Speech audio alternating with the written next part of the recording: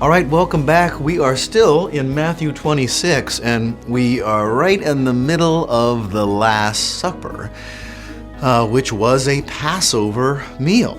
We need to remember that when we partake of the Lord's Supper, because this is when it was instituted, but actually you could say it had been pre-instituted hundreds of years before that when the Passover was instituted at the Exodus of Israel. Sure, you know the story. God told the people of Israel to kill a lamb at twilight. I think it was the 14th day of what would be the first month on their calendar from then on, and to take some of the blood and put it on the doorposts and the lintel of their homes. And when the destroying angel came through, the angel of death, he would pass over their houses because they were covered by the blood of the lamb. And the symbolism went beyond that, of course, too. Something died so that we could live. Well, how can the death of an animal atone for the sins of people? The writer of Hebrews asked that question in so many words, and the answer is it really can't. And so this was symbolic. The Passover was only symbolic of what would ultimately be accomplished by Jesus Christ, God's Passover, hundreds of years later, around 33 AD in Jerusalem. How can the death of the Son of God atone for the sins of all of humanity, potentially? That's not a hard question to answer. As I've told you before, if you put on a scale Jesus on this side and put all of humanity on this side, and that scale was valuing, how much the relative worth of each of those objects on the scale, Jesus over here, all of humanity on this side of the scale would fall like a stone, and these people would fly off at the speed of light because they're relatively of no value compared to the value of this one special divine person. And that is how the relatively short, albeit very, terrible suffering that Jesus underwent, how his relatively short suffering could pay for the sins of millions of people who deserve to die and go to hell. All right? It's not how much suffering, it was who did the suffering. Maybe we'll explain that more later on. But anyways, Jesus has just announced at the Passover meal to all of his 12 disciples that one of you will betray me. All of them were, their hearts were gripped, and they began to question, surely it's not I, because nobody wanted to be it. And if you can imagine that for a moment, whatever the scene was, again, imagine them reclining around one or two or three tables in a room, all right? And all questioning, is it I, is it I? Well, if any of them didn't ask, is it I, that might make that person stand out as, oh, it must be you because you're the only one among us not asking Jesus if it is I.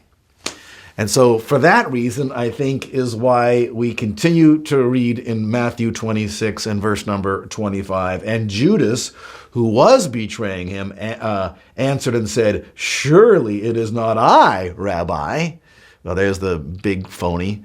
He knows full well that he's the one. He's just made a deal for 30 pieces of silver, to betray Jesus. But he's covering himself behind another lie here in front of the rest of the disciples to make himself once again blend in. And he's done a good job blending in for 3.5 years. We don't know if Judas ever had a good start, if there was ever anything of redeemable value within him, if he was ever a good guy who went bad at some point in time, or if he was rotten from the core, right from the outset. It just is amazing to think that he hid himself so well, his true character, for 3.5 years from the other disciples. Because, if they had suspected him, everyone would have immediately looked at Judas and said, well, no doubt that Judas is the guy, because we all know he's stealing from the money box, money that's supposed to go to the poor. We all know he's stealing it, but they didn't know he was stealing it. See, so he was undercover all the way, and had them all fooled except the Lord Jesus.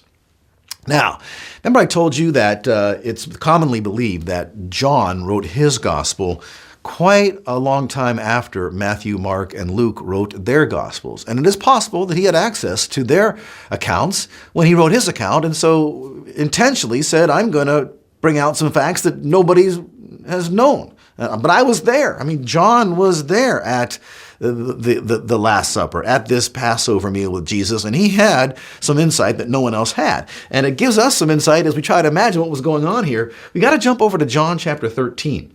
And breaking into the middle of something here, verse number 21, when Jesus had said this, he became troubled in spirit. And he testified and he said, "Truly, truly, I say to you that one of you will betray me." Okay? We knew that. The disciples began looking at one another, at a loss to know of which one he was speaking.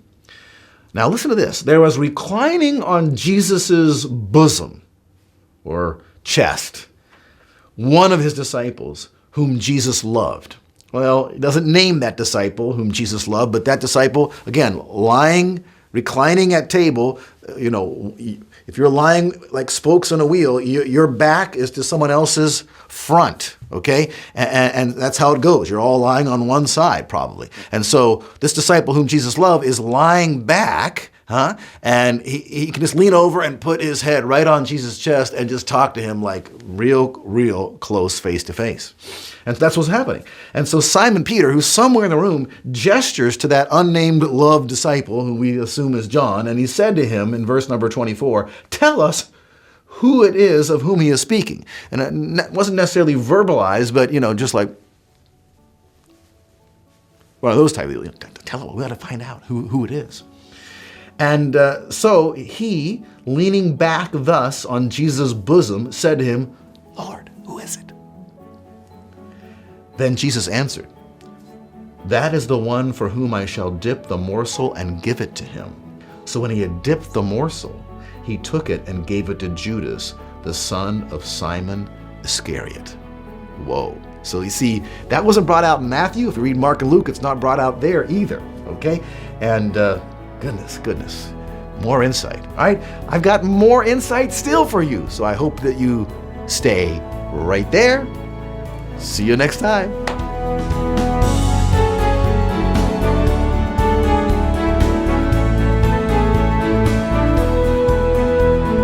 HeavenWord 7 is made possible by the financial support of viewers like you. Thank you.